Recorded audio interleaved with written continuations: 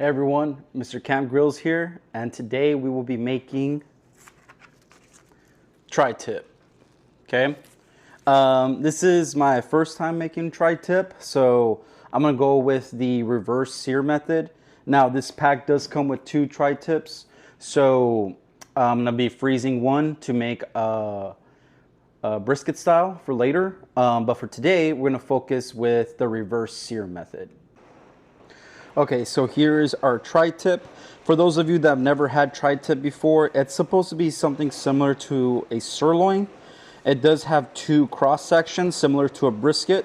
So once we're done grilling this up, I'm gonna have to cut around this section right here because it has grain going like this and it has grain going in the opposite direction. So when we want to slice it to eat, we're gonna keep in mind with that. Now, I'm gonna go ahead and pat this dry. Both sides. And I want to start off with adding some olive oil. So I'm using grasa. You could use olive oil, avocado oil, Worcestershire sauce, but I'm just going with olive oil because it's the thing that I had closest to me right now.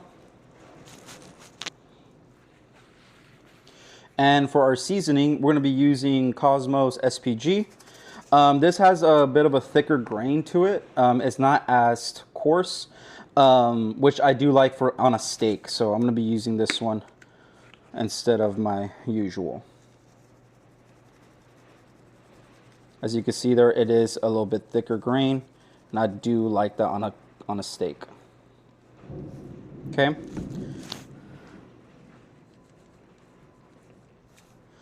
going to go ahead and flip it over.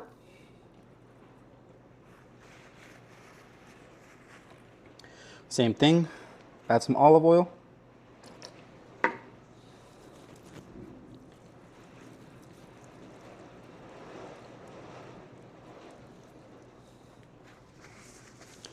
Now, the tri-tip is a California cut or California style cut, and its main way of being made is on a Santa Maria grill. I do not have a Santa Maria grill. I would like to get a mod one day for my Weber to be able to use that, but for now we're just gonna go with the reverse sear method. Okay, make sure you get all the sides. All right, and then we're gonna let this sit in the refrigerator for well, for however long it takes, because it is raining cats and dogs outside, so gonna have to wait for this rain to pass, but we're gonna grill today no matter what. It has been too long since I've made my video. Okay, all right, so our steak is seasoned, it is good to go. I'm gonna put this in the refrigerator to dry brine for a little bit, and then once this rain passes by, we're gonna go ahead and get this on the grill. All right, looks like the rain has finally stopped. Slide was pushed down due to the rain, but we're out here. And today we're going to be using Kingsford Professional for our charcoal. This one they had at Costco. I had finally run out of my regular Kingsford, but let's see how this one turns out. It apparently burns a little bit hotter, but that's okay. Since we are doing two-zone cooking, it shouldn't be too much of an issue. So let's go ahead and get this fire going.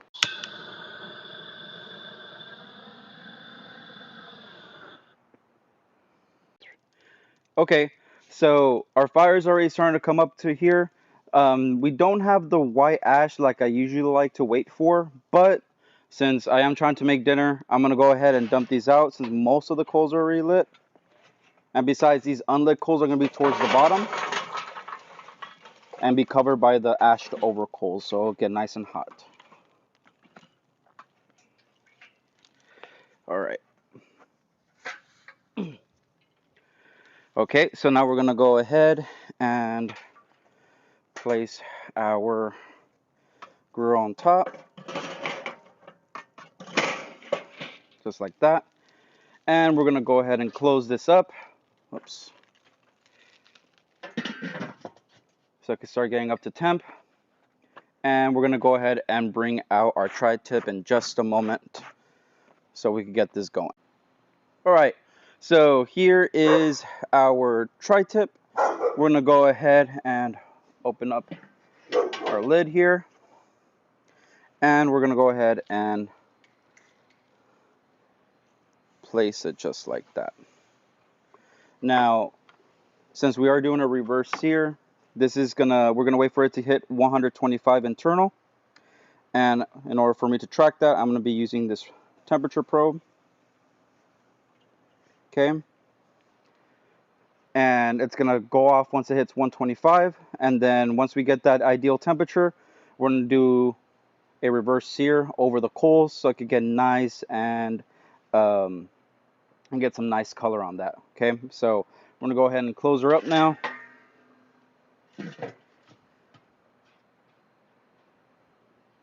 And then we're gonna leave it there for a couple minutes. All right, everybody, we're just about to hit 125 in a couple seconds. So let me go ahead and set this up real quick.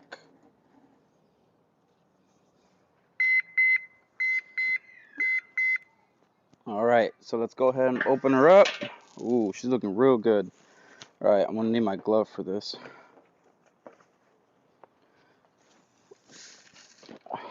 All right, take that off. And then, because it already reached the internal temp that we wanted, we're gonna go ahead and just give it a quick sear. Just a couple seconds on each side to get that great char that we want.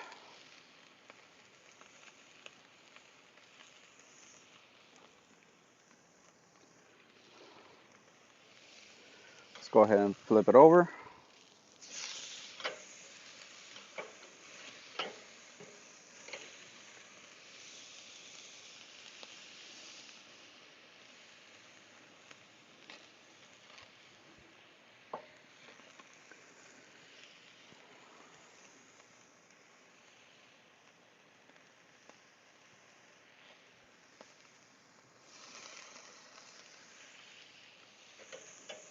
Give it another flip.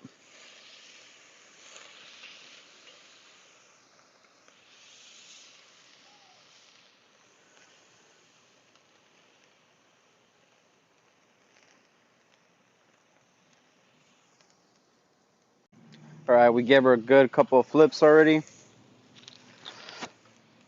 Think I'm pretty satisfied with the color. And then we're gonna go ahead and just move it off to the side as we get our cutting board so it could rest. All right, guys, so we already let our tri-tip rest for a few minutes. So I had to watch a couple videos on how to slice this, but let's see if we could get it done right the first time. So you want to look for this corner piece right here. You want to slice down. Okay, and set that aside. Ooh, that's good medium rare. And then what we want to do is shift this about 45 degrees this way, and then start slicing.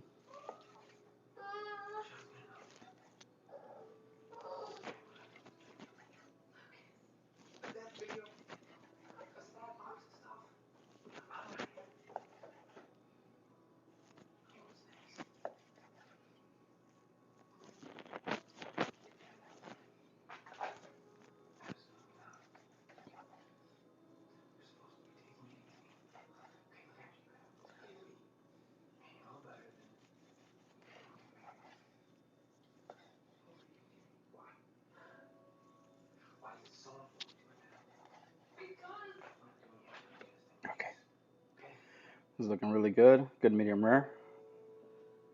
And then for this one, we're just going to turn it 90 degrees and then just slice straight down.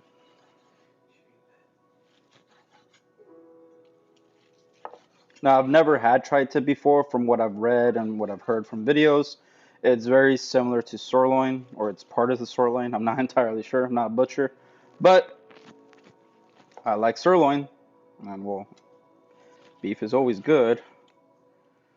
And then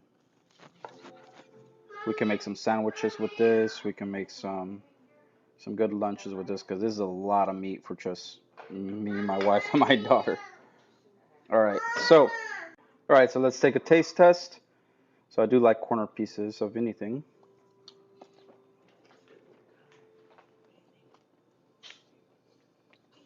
Yep, tastes just like sirloin. All right, guys. So from my backyard to yours, stay seasoned.